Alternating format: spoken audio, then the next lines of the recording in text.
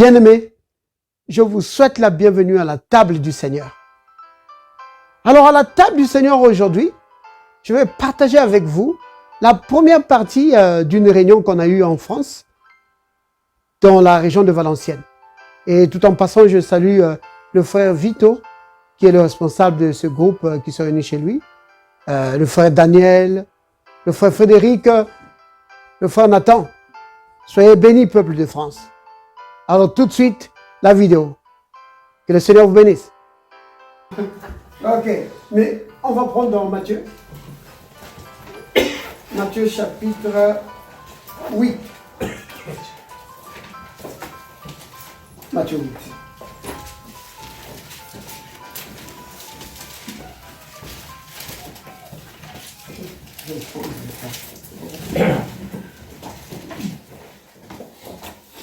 Matthieu 8. Donc, on va prendre, c'est une histoire que vous connaissez. C'est l'histoire du centenier romain. Vous connaissez, n'est-ce pas? Oui. Yeah. Alors, on va commencer à partir du verset 5. Donc, tu peux lire. Tu m'arrêtes? Oh oui. Comme Jésus entrait dans Capernaum, un centenier l'aborda, le priant et disant, « Seigneur, mon serviteur est couché à la maison, atteint de paralysie et souffrant beaucoup. » Jésus lui dit, « J'irai et je le guérirai. » Le centenier répondit, « Seigneur, je ne suis pas digne que tu entres sous mon toit, mais dis seulement un mot et mon serviteur sera guéri. » Car moi, qui suis soumis à des supérieurs, j'ai des soldats sous mes ordres. Et je dis à l'un, va, il va. Et à l'autre, viens, et il vient. Et à mon serviteur, fais cela, et il le fait. Après l'avoir entendu, Jésus fut dans l'étonnement. Et il dit à ceux qui le suivaient, je vous le dis en vérité, même en Israël, je n'ai pas trouvé une aussi grande foi. Voilà, tu peux t'arrêter là, mon frère. Amen. Père, merci pour cette opportunité que tu nous accordes de partager ta parole, Seigneur. Amen. Et merci pour ta grâce qui repose sur chacun de nous, Père. Oui, Seigneur. Nous bénissons ton nom et te rendons grâce au nom de Jésus. Amen. Amen. Ok, vous pouvez vous asseoir, bien aimé. Alors, dans ce texte qu'on vient de prendre, on va partager un sujet sur... je voulais juste parler sur les... Quel titre je peux donner ça? C'est comment opérer dans une grande foi. Comment, vous comprenez, comment opérer. C'est-à-dire comment agir dans une grande foi. Est-ce que la grande foi nous est possible ou est-ce que c'est inaccessible? La grande foi est accessible à tout le monde. Amen. Est accessible à tout enfant de Dieu. Quand on parle de la foi, beaucoup d'enfants de Dieu disent, « Oh, bien-aimé, c'est justement ça mon problème, c'est que je n'ai pas la foi. » Il dit, « Frère, c'est ça mon problème, je n'ai pas la foi. » Parce que quand tu prends, par exemple, 1 Jean, chapitre 5, verset 4, là où l'apôtre Jean il nous dit que tous ceux qui sont nés de Dieu triomphent du monde. Amen. Et la victoire qui triomphe du monde, c'est quoi? C'est notre foi. Ouais. Alors, tu dis, mais oui, frère, c'est ça mon problème. Je n'arrive pas à triompher parce que je n'ai pas la foi. Ah ouais? Je dis, mais oui, frère, je n'ai pas la foi. Eh bien, si tu n'as pas la foi, alors pourquoi tu ne te convertis pas? Pourquoi tu ne deviens pas un enfant de Dieu? Si je suis déjà un enfant de Dieu. Ah ouais? Tu es un enfant de Dieu. Donc tu es un croyant. Ah oui, je suis un croyant. Est-ce qu'il y a un croyant qui ne croit pas? Vous comprenez? Ouais. Si tu es un enfant de Dieu, ça veut dire que tu as la foi. Oui. Mais tu es sauvé? Oui, je suis sauvé, frère, je suis sauvé. Mais je n'ai pas la foi. Il y a une contradiction. Il y a une contradiction. Parce que la Bible dit, dans le livre des Éphésiens, vous savez, n'est-ce pas, que nous sommes sauvés par quoi? La grâce. Au moyen de La foi. Vous comprenez? Donc, nous sommes sauvés par grâce au moyen de la foi. Donc, la grâce de Dieu, ça c'est le côté de Dieu. Ça c'est ce que Dieu fait. Il a envoyé son Fils mourir pour nous. Mais non, la foi, c'est notre réponse à nous, à ce que Dieu a fait. Vous comprenez? Donc la grâce, c'est la main de Dieu qui donne, et la foi, c'est la main de l'homme qui prend. C'est ça. Non, parce qu'en réalité, la foi, c'est ça. La foi, ce n'est pas forcer Dieu à faire des choses. Souvent, c'est cette conception-là que nous avons. Que la foi, par ma foi, je vais obliger Dieu à faire quelque chose. En réalité, non.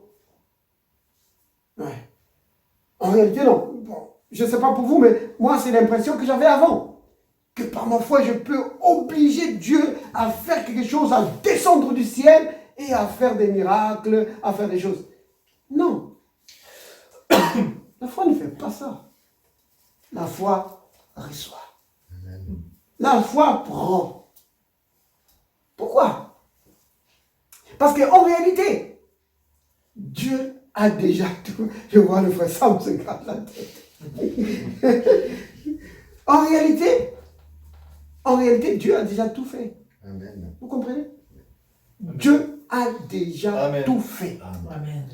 En réalité, c'est ça. Vous comprenez? Parce que, regardez, prenons Éphésiens chapitre 1. Parce que si je le dis simplement, c'est dire, oh, le frère, il a une nouvelle doctrine. Non, c'est la Bible. C'est la Bible. Mais non, ceux qui disent, Seigneur, viens faire quelque chose, je ne dis pas que Dieu ne les aime pas. Dieu nous traite par rapport à notre niveau de connaissance. Oui. Mais maintenant, regardez. Éphésiens chapitre 1 au verset 3. Qu'est-ce qu'il dit là? On dit, béni soit le Dieu et Père de notre Seigneur Jésus-Christ. Qui a fait quoi? Qui nous a bénis. De quoi? De toute bénédiction spirituelle. Vous comprenez? Toute bénédiction spirituelle dans le lieu céleste en Christ. Amen. Vous comprenez? C'est déjà fait, n'est-ce pas? Si vous allez dans le livre de Pierre, là encore l'apôtre Pierre lui va dire quoi? Que sa divine puissance nous a donné quoi? Tout ce qui contribue à la vie et à la piété. Vous comprenez? Nous a donné. Vous connaissez ce passage, n'est-ce pas? Que sa divine puissance nous a donné tout. Donc, il n'y a pas une bénédiction dont tu as besoin, que Dieu va dire, ah, tu as besoin de quoi là? J'ai besoin de tel truc. Oh oui, ah, c'est vrai. Ah, attends. Je vais faire ça pour toi. Non. En réalité, il l'a déjà fait. Vous comprenez? Dieu a déjà agi. Amen. On va donner un exemple. Prenez le salut. Est-ce que le salut, c'est quelque chose que Dieu va encore faire aujourd'hui? Il a déjà fait. Le Christ est mort il y a 2000 ans, n'est-ce pas? Donc c'est fait. Mais non, c'est aujourd'hui, chacun vient. Bon, c'est vrai, souvent nous prions, oh Seigneur, sauve mon oncle, Seigneur, sauve ma soeur. Souvent c'est comme ça qu'on prie. Mais en réalité, Dieu l'a déjà sauvé. N'est-ce pas? Mais c'est à la personne d'accepter le salut que Dieu a déjà donné. Vous comprenez? C'est ça la réalité. La réalité, c'est ça. Dieu, le Christ ne viendra pas dire, toi, je vais mourir pour toi. Non, il est déjà mort pour toi. C'est fini, il a fait. Le salut est maintenant disponible. Maintenant, chaque personne peut aller prendre le salut par sa foi. Du Seigneur Jésus, je crois que tu es mort pour moi. Donc la foi prend ce que Dieu donne. Vous comprenez? La foi, c'est cela. Parce que si vous prenez la foi dans ce sens-là, vous allez voir que la foi, c'est vraiment simple. Souvent, on se bat avec la question de la foi. Beaucoup de chrétiens, on se bat avec la question de la foi. On se demande comment je peux faire pour croire. Comment je peux faire. C'est peut-être pas votre cas, mais moi, j'ai eu des combats là-dessus. Oui, pour savoir comment je peux faire pour pour activer ma foi, pour que ma foi puisse, puisse me faire sortir d'une situation. Donc la situation vient, tu as l'impression, tu dis, mais ouais, je dois avoir la foi pour sortir de là, mais je fais comment? Je fais comment? Si c'est pour allumer la lumière, je sais où se trouve le bouton. Je sais là. Quand tu arrives comme ça dans une pièce, tout est sombre. Qu'est-ce que tu fais? Tu cherches là où est l'interrupteur, n'est-ce pas? Ouais, une fois que tu as trouvé, tac, boum, la lumière est là. Oh, c'est tellement bien. Eh bien, dans une situation, c'est aussi le réflexe qu'on a. Tu commences à chercher où se trouve le bouton. Où se trouve le bouton? Ouais, c'est ça, n'est-ce pas? Tu cherches le bouton. Une fois que tu l'as trouvé, tac, c'est fini. Vous comprenez? C'est ça. Tu veux savoir comment activer ta foi. Quand tu arrives à appuyer là-dessus, comme avec la voiture, vroom, c'est parti. Tu dis, oh, maintenant tout marche. La foi, c'est cela. La foi, c'est prendre ce que Dieu a donné. Amen, amen. La foi, ce n'est pas, comment dire, comme un enfant qui est en train de tirer. Je crois que les parents, ils connaissent ces choses. Hein. L'enfant, papa, s'il te plaît, en train de tirer, papa. Papa, et parfois, il est en train de travailler, mais l'enfant tire. Oh, s'il te plaît, papa. La foi, c'est pas ça. Notre papa, à nous, il nous aime tellement. Oh là là, notre papa nous aime tellement qu'il nous a déjà tout donné. Oui. Et il nous a donné une preuve de son amour. Il a donné son fils. Amen. Il dit, voici, je donne mon fils pour vous. Alors ne doutez pas de mon amour. Parce que j'ai donné mon fils. Amen. Ne doutez pas de mon amour. Et l'apôtre Paul, il dit, dans Romains chapitre 8, au verset 32, il dit, lui qui a donné son fils pour nous, comment ne nous donnera-t-il pas aussi toutes choses avec lui? Vous comprenez? Lui qui a donné le pain qui donne la vie, comment est-ce qu'il va te refuser le pain de Carrefour? Ah, il va te refuser le pain de Carrefour, mais il a donné le pain du ciel. Vous comprenez? Amen. Donc, Dieu nous a tout donné, bien aimé. Il nous a tout donné. Nous ne manquons de rien. Alléluia. Oh, David avait compris ça. Il dit, l'Éternel est mon berger. Je ne manquerai de rien. Amen. Oui, nous pouvons le dire. Il n'y a pas que David qui peut le dire. Nous aussi, nous pouvons le dire. Sur la base des Éphésiens 1, verset 3. Je ne manquerai de rien. Vous voyez? Donc, la foi, c'est ça. Donc, là, je parle d'abord de la foi, n'est-ce pas? Donc, la foi, c'est ça. C'est prendre ce que Dieu donne. Vous comprenez? Dieu, il donne, et toi, tu prends. Amen. Le Christ, il disait ceci. Il dit, je vous donne ma paix. Il dit, je ne vous donne pas comme le monde donne. Vous savez ça? Il dit ça, je ne vous donne pas comme le monde donne. Il dit, je vous donne, mais pas comme le monde donne. Quand le monde donne, quand les humains ils donnent comme ça. Tu vois? Avec toi, tu prends. Mais lui, il donne pas comme le monde donne. Quand tu te donnes, qu'est-ce qu'il fait? Il dit, tu es béni. C'est fini, il a donné. Tu es béni. Quand il dit, je te donne ma paix, c'est fini, c'est fait. Vous comprenez? Par sa parole, il te donne. Mais toi, tu reçois pas comme le monde reçoit. Tu reçois comment? Parce que, oui, si par exemple tu as besoin de 1000 euros, là, il te dit, ben, tu as 1000 euros. Tu dis, ben, 1000 euros, ouais. Mais oui, tu as dit, tu as 1000 euros. Mais toi, qu'est-ce que tu fais? Tu dois croire, il faut avoir la foi. Oui, tu reçois. Tu dis, merci Seigneur de m'avoir donné 1000 euros. Mais tu n'en veux rien. Mais tu dis, merci Seigneur de m'avoir donné. Merci. Amen. Tu comprends? Amen. La foi, c'est recevoir ce que Dieu donne. Amen. Tu comprends? Donc, dans sa parole, il t'a donné, par exemple, dans Éphésiens, chapitre 1er, verset 3, qu'on venait de lire, il a dit, il t'a béni de toutes sortes de bénédictions. Amen. Maintenant, toi, tu reçois. Amen. Tu dis quoi? Merci Seigneur. Alléluia. Parce que je suis béni de toutes sortes de bénédictions. Je ne manquerai de rien. Tu es en train de recevoir là. Tu vois? C'est cela la foi. 1 Pierre chapitre 2, verset 24. Lui par les maîtres duquel vous avez été guéris. Alléluia. Il a donné la guérison. La guérison est donnée, n'est-ce pas? Mais toi tu reçois. Merci Père. Amen. Parce que par les maîtres de Jésus, j'ai été guéri. Tu es en train de recevoir. Tu es en train d'activer ta foi. C'est comme ça, bien-aimé, que tu actives ta foi. La foi est activée par les paroles. C'est pas moi qui dis ça, c'est l'apôtre Paul. On va prendre ça. 2 Corinthiens, chapitre 4, verset 13.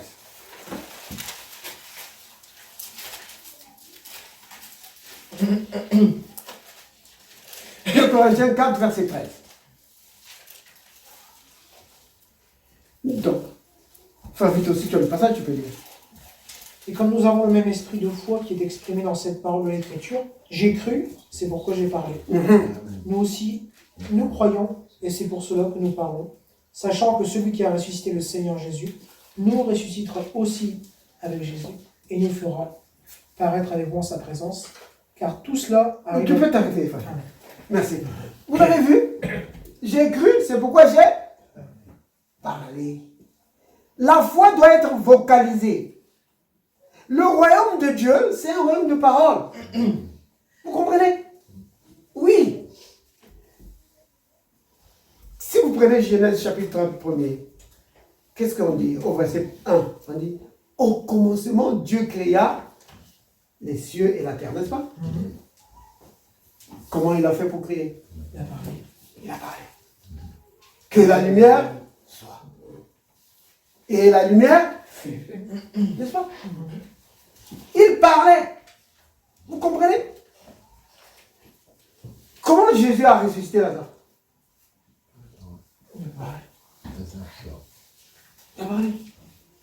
Des paroles de foi qui sortaient de sa bouche. La foi, c'est exprimée par les paroles. Vous comprenez? Et ta foi est activée par les paroles qui sont... Donc, j'ai cru, c'est pourquoi j'ai parlé. Si tu crois que Dieu t'a béni, alors parle. Merci Père, parce que tu m'as guéri. Merci Père, parce que tu m'as béni. Tu es en train d'exprimer ta foi. Et quand tu fais ça, ta foi est activée et ta foi se saisit de ce que Dieu t'a donné. Amen. C'est comme ça que ça marche. Vous comprenez? C'est pourquoi dans la Bible, dans Romains, au chapitre 10, on va prendre ça. On va mettre cette fondation-là pour la foi. Alors,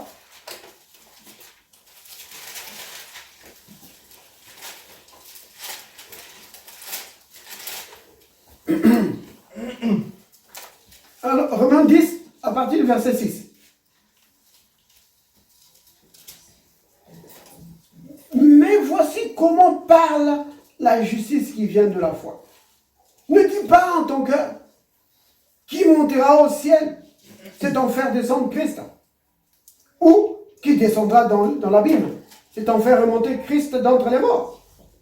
Que dit-elle donc? La parole est près de toi, dans ta bouche et dans ton cœur. Maintenant, si tu ne le savais pas, la Bible dit, la parole est près de toi, c'est dans ta bouche, c'est dans ton cœur. La parole là que tu entends là, c'est dans ton cœur. Dieu a placé dans ton cœur. Vous voyez, bien aimé? Donc, c'est dans ta bouche, dans ton cœur. Or, c'est la parole de foi que nous prêchons. Vous comprenez? Si tu confesses de ta bouche le Seigneur Jésus, et si tu crois dans ton cœur que Dieu l'a ressuscité des morts, tu seras sauvé. Oui, tu peux. Confesser. Le mot confesser ici, souvent, on prend ça souvent dans le sens négatif toujours, de confesser les péchés. Mais confesser, ça veut aussi dire proclamer ou dire la même chose. Tu vois? C'est ça que ça veut dire, dire la même chose. Tu vois? Tu proclames ou tu dis la même chose. Tu vois? Ouais. Toi, tu as dit quelque chose, alors moi, je dis ce que toi, tu dis. Donc, par exemple, ce que dit la parole, tu dis, répètes ce que la parole de Dieu dit. Donc, tu confesses. Oui. Alors, si tu confesses de ta bouche le Seigneur Jésus, tu seras sauvé. Je vais plutôt prendre le verset 10. Il dit, car c'est en croyant du cœur qu'on parvient à la justice. Et c'est en confessant de la bouche qu'on parvient au salut. Amen. Vous voyez ça? En croyant du cœur, on parvient à la justice. Et en confessant de la bouche, on parvient au salut. Merci, mon Dieu. Le mot salut ici, ça veut dire guérison. Parce que salut, ça ne veut pas seulement dire être pardonné de ses péchés. Et puis, vous comprenez, dans le sens où on prend ça pour être sauvé. Non. Salut, le mot salut, en réalité, comprend beaucoup de choses. Ça comprend, par exemple, si vous prenez dans le psaume 27, David, il dit, l'Éternel est mon salut. Vous comprenez? Il est en train de dire quoi? Qu'il est ma délivrance.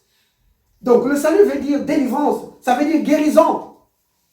Donc, ici, si maintenant tu peux remplacer ça par les définitions là, donc ça veut dire ceci, que c'est en confessant de la bouche qu'on parvient à la guérison, en confessant de la bouche qu'on parvient à la délivrance. Vous comprenez? C'est ça que ça veut dire.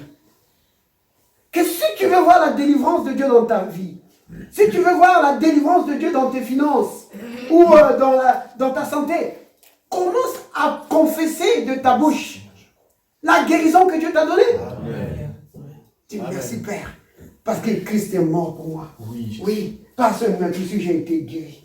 Oh, béni sois-tu. Pendant que tu es en train de parler, ça fait mal. Tu dis, ah, l'heure de moi. Tu te tais au nom de Jésus. Tu dégages de là. Par le maître sur de Jésus, j'ai été guéri. Amen. Oh Seigneur, merci. Oh Christ, merci. Oh bon berger qui donne sa vie pour ses brebis. Merci d'avoir donné ta vie pour moi. Oui, par tes mains aussi, j'ai été guéri. Amen. Tu es en train de te saisir de ce que Dieu t'a donné. Amen. Mais si tu dis, je vais attendre que Dieu me guérisse.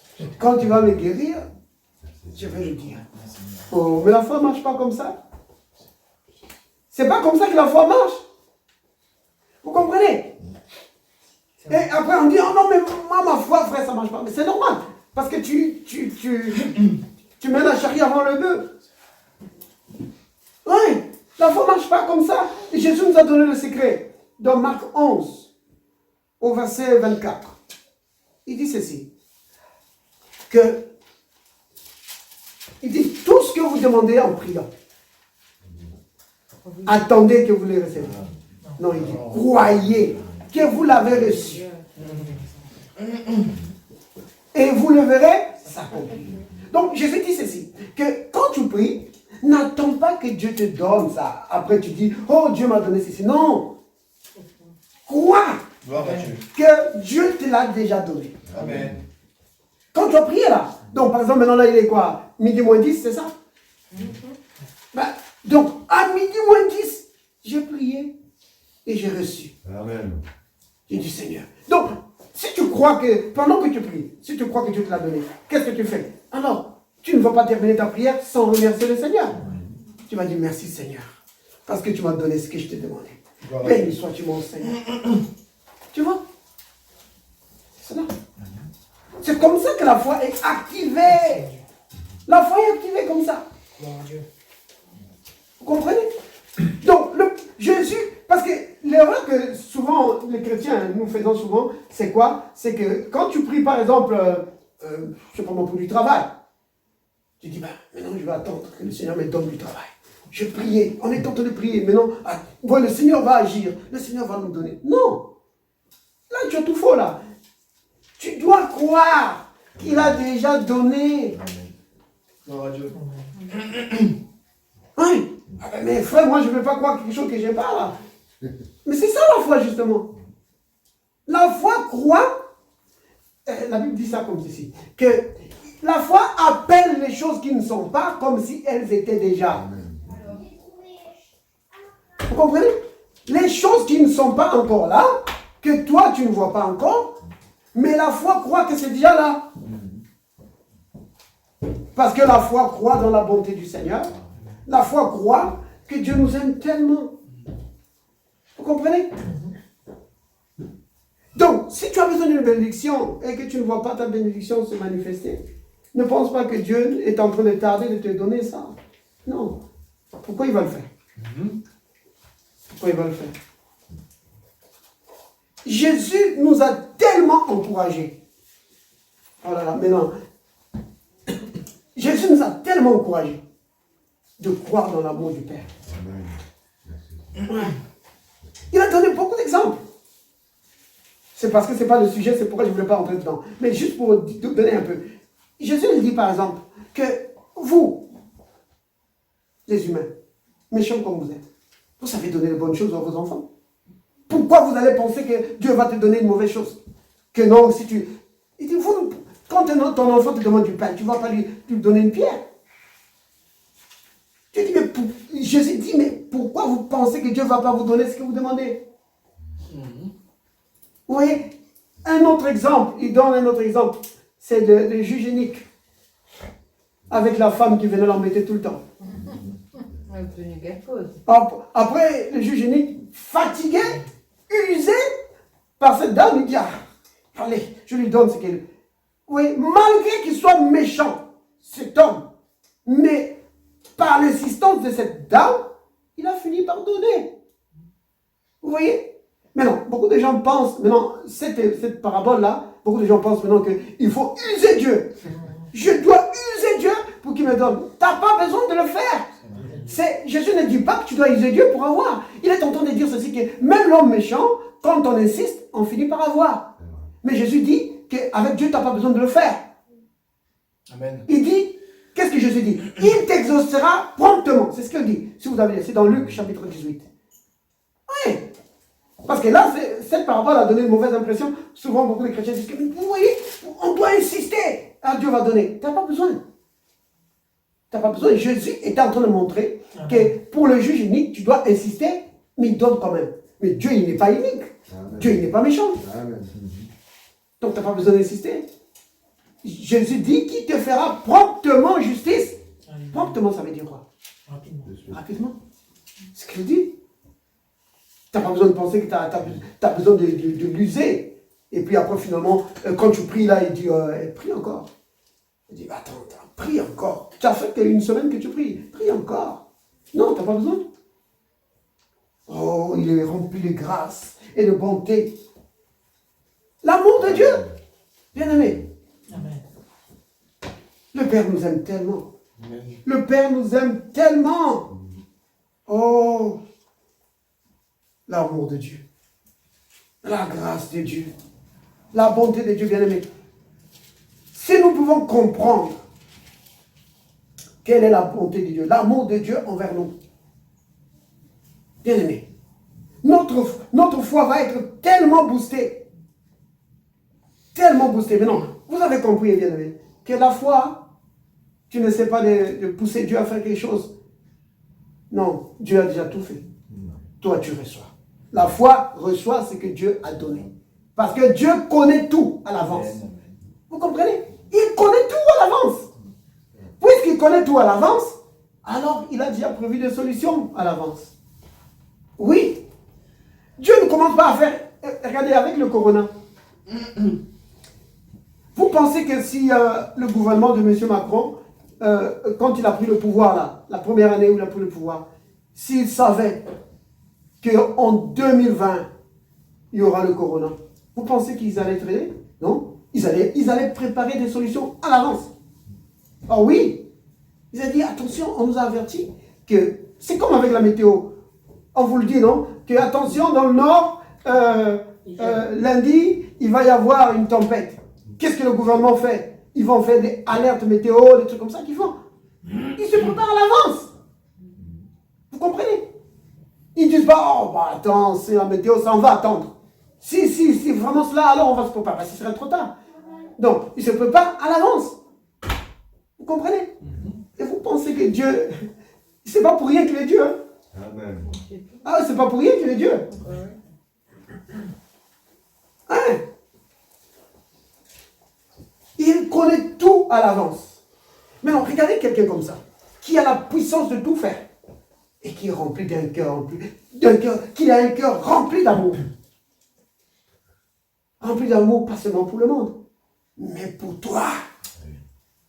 Pour moi. Il connaît tes problèmes à l'avance, il a déjà prévu une solution pour ça. Amen.